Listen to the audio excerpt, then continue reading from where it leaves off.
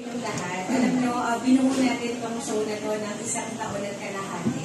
So, this show really became a family to all of us. Sir Arnel, thank you kasi every taping nakikita ka talaga namin. Ramdam na ramdam namin ang presence mo. To a point na nainom ka pa ng service. Ikaw yung pupunta pero yung nakisabay, oo, nakarating, ikaw hindi ka nakarating.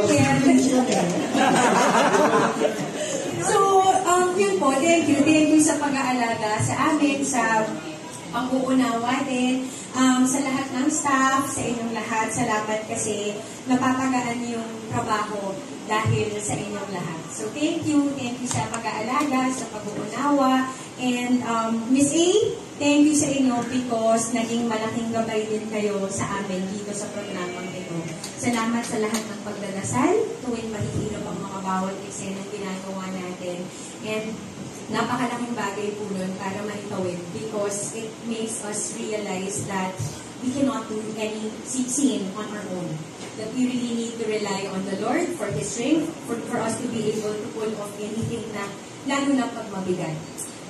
This show is very, very close to my heart kasi I remember Miss Kit, we were on Zoom and they were telling me and asking me na ito yung show, ito yung role mo. Tapos parang in my mind, hindi ko maano na, ako po yung masama? Kasi sino po yung mabait? Si Katrina. Ha? Hindi ko connect sa isip ko na parang miscast. Hindi. Ito talaga ang naisip namin. So parang maraming salamat po kasi naniwala kayo that this will work. Because when we were promoting the show, hindi sila, parang yung mga comments ng mga tao, parang mali? Bakit parang baliktad? So parang, I think that's when the curiosity sparked na parang si Katrina will play na nakakaawa kasi Camille yung salbahe. So, medyo na-curious siguro yung viewers. So, maraming salamat po sa tiwala na it can be done at yung natanggal yung stereotype na pag nakakaawa ka lang, pag masama ka lang. And, napaka-special ng show na to because siguro it brought me out of my comfort zone. May mga bagay ako na hindi ko akalain na gusto ko pala itong gawin. Because all my life, syempre, alam natin, iiyak, kinakawawa, but I didn't realize that as an actress, I was actually craving for something different.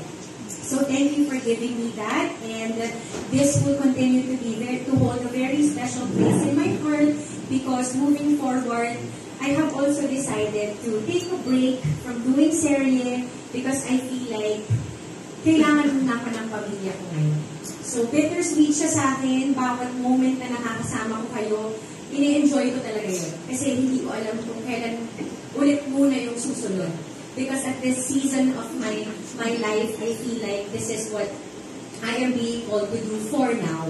Kaya, since talagang cherish ko yung bawat moment na nagtitaping tayo at nakakasama ko kayong lahat.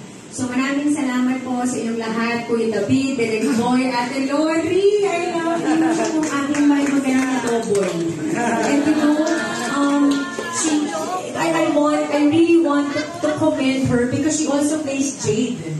So every time Jade and Olive, we have scenes, siya yun. So natutulungan kami palagi sa lahat ng bagay and I appreciate her for that because ang mga double at stunt, they rarely get a lot of, hindi sila masyadong napapansin. They are the unsung hero of every show and napakahalaga po ng trabaho nila. Tatay Emmy, sa inyong lahat, sa mga nagpapaganda sa amin, thank you po. Thank you from the bottom of my heart. I love you all.